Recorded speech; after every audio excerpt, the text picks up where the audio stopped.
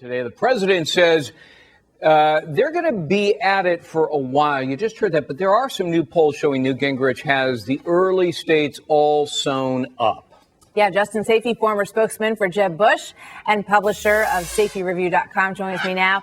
Justin, welcome. Good morning to you. Good morning, Martha. Yeah, let's dive right in and take a look at some of these poll numbers, because Newt Gingrich is on fire, and he is expanding his lead in a huge way. Look at this. 31% ahead, according to, these are all Real Clear Politics averages. That's Iowa. Let's slide to the next one and show how the things go in New Hampshire. Look at this. He's been closing that gap in New Hampshire, but Mitt Romney still has a pretty decent lead there. And then let's slide forward to South Carolina, which should be next. 41% for Newt Gingrich. This is a state, I would just remind people, that a couple of weeks ago, Herman Cain was leading in, okay? So Newt Gingrich is at 41% in South Carolina. Keep going. And then we've got Florida, 43%. You know, you would think if you're Mitt Romney, Justin, you'd want to sew up at least 2 to 3 of these states. And according to what we're seeing, at least right now, that's not happening.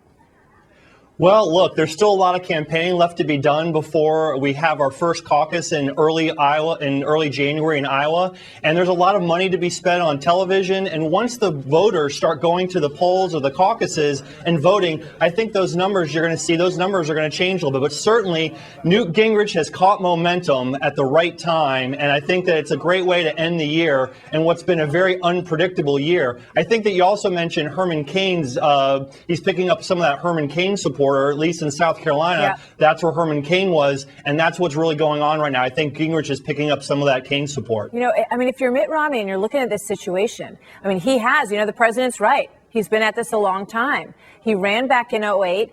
He's back, and everybody thought he was going to be the front runner in this race, and he simply is not right now. Do you sense, that there is some desperation, some panic in the Romney camp right now? Well, I'm not sure. I don't think that there should be desperation in the Romney camp. I think that we've seen throughout the year different candidates, starting with Donald Trump, then Michelle Bachmann, then Rick Perry, then Herman Cain, and now Newt Gingrich take the lead at different times. Now, certainly we're within weeks of the first caucuses in Iowa, but I think it's got to give the Romney campaign comfort that they still have a pretty significant lead in New Hampshire, and that's a state that's going to be the second state and the very first primary state. All right, I got to ask you before we go. A lot of people are talking about the possibility that Republicans remain unsatisfied, and that they look at a place like South Carolina, where the polling now is that both of these men, Romney and Gingrich, would lose to the president. And it raises the brokered convention question again. Do you give that any credence?